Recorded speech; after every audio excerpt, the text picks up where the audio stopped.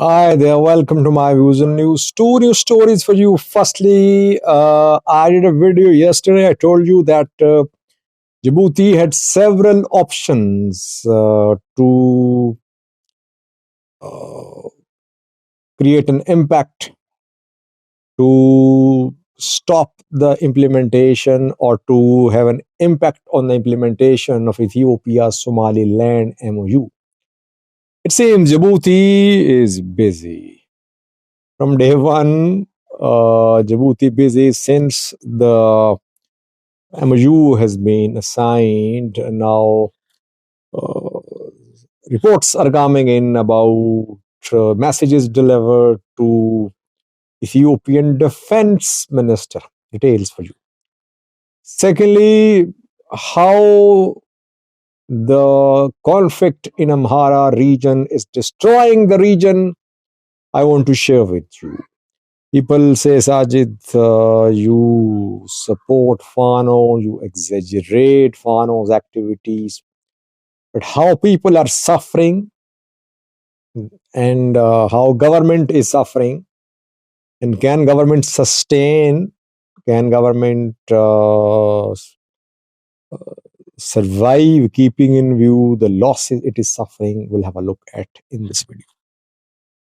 Firstly, with Djibouti, it seems that Djibouti is not sitting idle. It wants to spoil Ethiopia's Somaliland MOU, and it's very, I think, understandable because in a video yesterday I told you about IMF's assessment of Djibouti's economic growth, that Djibouti owes its economic growth to Ethiopian port traffic.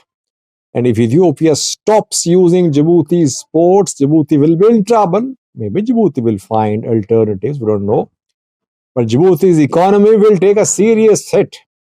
Its growth rate will decline definitely. Djibouti, while publicly is issuing statements calling for restraint, asking the two parties to resolve the issue, behind the scenes, it seems Djibouti is busy. Ismail Omar does not want the MOU to be implemented. Now, a new source is reporting that a meeting has been held between some French MPs and Ethiopian defense minister a few days ago. Ethiopian defense minister Brahim Bale, obviously he is the one who's in charge of all these activities when it comes to building a naval base in Somaliland, raising a navy there, navy, military, air force, all under uh, the defense minister Abraham Bale. I think he is the Tigerian, if I'm not wrong. And France, has a military base in Djibouti. Several other countries too. China has a military base there too. Saudi Arabia too. Americans there. Several countries too. Why? Because all these countries want to have their navies, have their bases close to the Gulf of Aden, the one of the busiest shipping lanes of the world. Djibouti is contacting the countries which have bases on Djibouti's soil. And Djibouti is asking these countries to support Djibouti and force Ethiopia to rescind the MOU. In 2019, France and Ethiopia signed a military cooperation agreement. And that agreement included points like raising of Ethiopian navy by France. Back then, Ethiopia wanted to have a navy because it wanted to establish a naval base, I think maybe in Djibouti. Back then, there were some talks that Ethiopia wanted a naval base in Djibouti. So Ethiopia signed a defense pact with France. Then war broke out and the defense pact got suspended a little. France withdrew largely, you can say. or France did not show any interest, and then Ethiopia was not in a position as well. Obviously, you need money to implement this agreement. If Ethiopia wants to buy marine assets, naval assets, it needs money. If Ethiopia wants its navy to be trained in France, it needs money. But Ethiopia is facing problems, economic problems due to the war in the northern part of the country. So that is why the agreement could not materialize, but it was not cancelled either. Now, Djibouti has contacted France that France should send a strong message to Ethiopia. Ethiopia should not press ahead with MOU with the uh, Somaliland. Is it the threat from Djibouti through France to Ethiopia, or is Djibouti offering a better deal to Ethiopia through France? That remains to be seen. I don't know. The source claims that it's a way of putting pressure upon Ethiopia. I don't agree. I think France wouldn't like to lose this military cooperation agreement with Ethiopia because Ethiopia has other options too. I remember, I think last year, some discussions were held between Ethiopia and Russia. Ethiopia wanted Russia to build its navy. So if France withdraws from the military pact, it does not mean that Ethiopia cannot establish navy. Other countries can come to the rescue of Ethiopia. But this development shows that Djibouti is not sitting idle. Just like Somalia. Somalia is more concerned because Somalia claims its territory is in danger, its territory is being annexed. Djibouti's loss is going to be economic, financial. Djibouti is playing its cards too, whether the cards are ethnic, cards are regional, or cards are global, because Djibouti has so many military bases that it can talk to those countries. US has a base in Djibouti too, and US is also calling the MOU a threat to national security. So Abiy's government is going to go through very hard times, I think, in near future because of this MOU. Just like we saw when GERD filling approached in 2021, it was as if Egypt and Sudan were going to invade Ethiopia, though Abiy's government survived and survived the onslaught from Tigray, and it survived international pressure as well. Let's see what happens this time. So far, reportedly, message has been delivered from French MPs from France to Ethiopia to suspend the Somaliland MOU.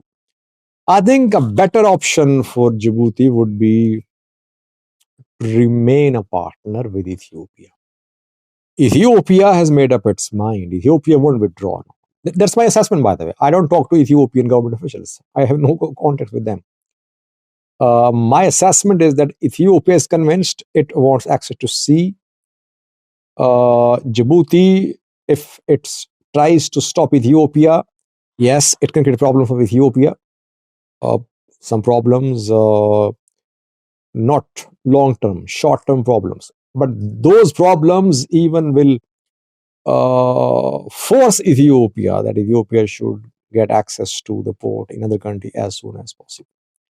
Djibouti will have to be very diplomatic, otherwise it is going to lose its the most important and influential and most beneficial customer. Secondly, viewers, Amhara region of Ethiopia. Fano fighters are nothing. Fano groups doing nothing. They just enter town, cities, they leave, they withdraw. They cannot hold on to their gains. So they're just collecting money and nothing is happening there. That is what people say when I report about Fano. But what is actually happening? An Amhara regional government official yesterday held a press briefing. He shared details of revenue collection of the last 6 months. First 6 months, you can say, of the fiscal year, new fiscal year's first 6 months revenue collection in Amhara region. Only 25% target was achieved. 71 billion birrs was the target.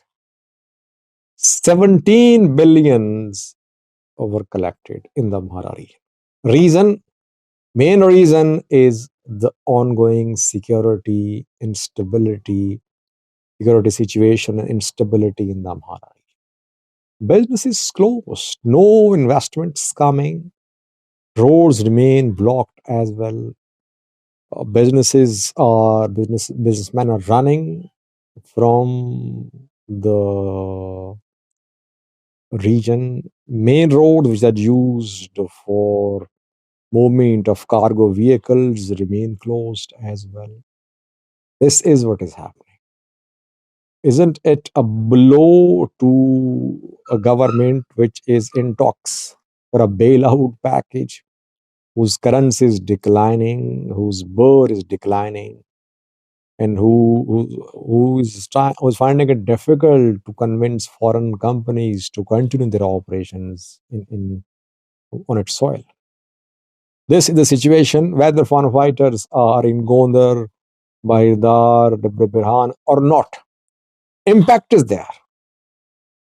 This is how instability affects progress. There cannot be any progress, any prosperity without peace. And peace can come only through reconciliation, through dialogue.